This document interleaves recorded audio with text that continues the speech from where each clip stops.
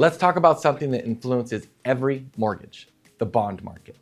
Specifically, we're going to look at how US Treasury bonds and mortgage-backed securities, or MBS, affect mortgage rates.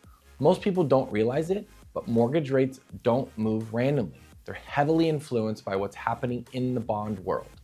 So how does the bond market actually impact the rate you're going to get on a mortgage? Mortgage rates tend to move in the same direction as yields on bonds, especially the 10-year US Treasury. That's because mortgage-backed securities, basically bundles of home loans sold to investors, have to compete with treasuries for investor attention. Treasuries are considered virtually risk-free, since they're backed by the US government, but mortgage bonds carry more risk, mainly the risk that homeowners will sell, refinance, or even though rare, default. Because of that added uncertainty, investors demand a higher return for the mortgage bond. That's why mortgage rates are typically about 2 to 2.5% higher than the 10-year Treasury yield. So what does this mean for you as a homeowner or home buyer?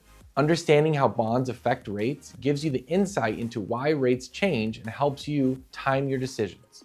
If bond yields drop because investors are seeking safer ground, mortgage rates may follow.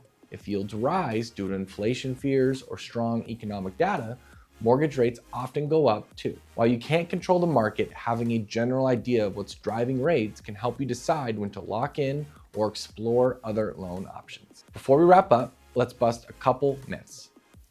A big myth is that the Federal Reserve sets mortgage rates directly. The Fed influences short-term rates, but mortgage rates are more closely tied to investor demand for mortgage bonds compared to safer assets like treasuries. Another misconception is that mortgage rates are unpredictable. While they do fluctuate, they tend to follow bond market trends pretty closely, especially the 10-year. If you watch that, you're watching the heartbeat of the mortgage market.